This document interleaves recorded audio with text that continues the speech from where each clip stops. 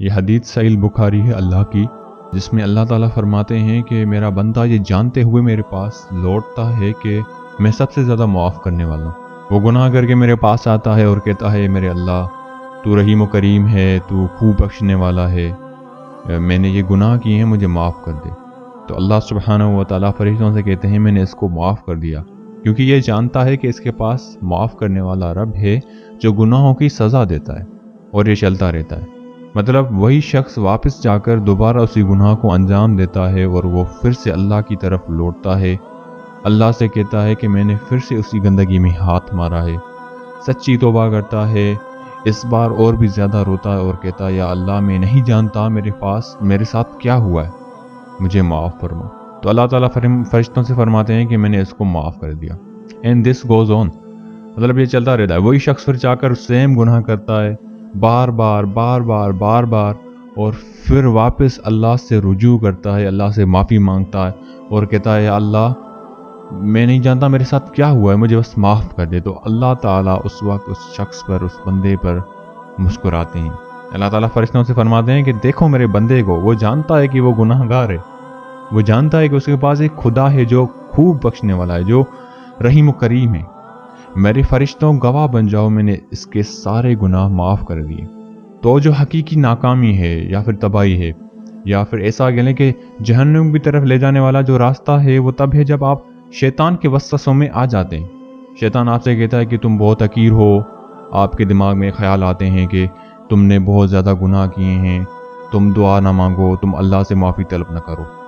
اور جب آپ واقعی میں اس بات کو تسلیم کر لیتے ہیں، ان وسوسوں کے چنگل میں پھنس جاتے ہیں، تو آپ اس وقت ناکام ہو جاتے ہیں۔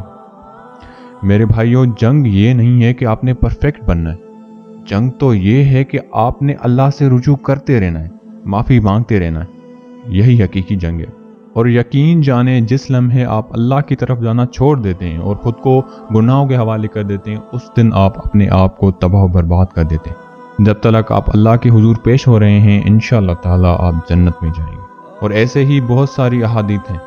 ایک حدیث اس شخص کی بھی ہے کہ جو ساری زندگی اسٹرگل کرتا رہے گا اور گناہ کرتا رہے گا، مطلب کہ وہ گناہ کرے گا پھر اللہ کی طرف رجوع کرے گا، گناہ کرے گا پھر اللہ سے معافی طلب کرے گا۔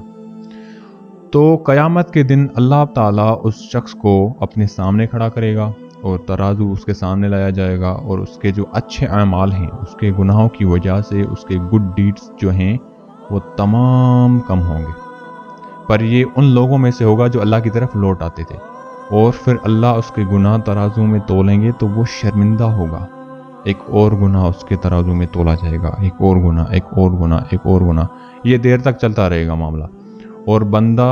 یہ سوچنے پر مجبور ہو جائے گا کہ میں تو پکا جہنم میں جانے والا ہوں، میں تو تباہ و برباد ہوں۔ اور یہاں پر دو روایتیں، ایک یہ کہ اللہ اس کی شہادت لے گا، اس کا سچا عقیدہ لا الہ الا اللہ محمد الرسول اللہ،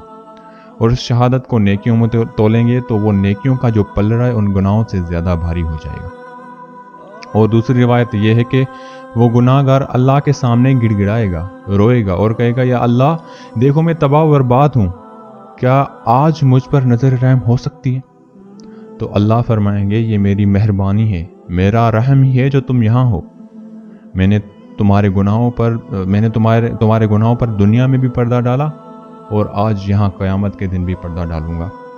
اور میں نے تمہیں بخش دیا، جاؤ میری جنت میں داخل ہو جاؤ۔ تو میرے پیارے بھائیوں، جس دن آپ خود کو شیطان کے حوالے کر دیتے ہیں اور مایوس بیٹھے رہتے ہیں، اس دن آپ خود کو تباہ و برباد کر دیتے ہیں۔ کبھی اللہ کی رحمت سے مایوس نہ ہو، کیونکہ اللہ کثرت سے معاف کرنے والا ہے اور وہ ضرور معاف کرے گا۔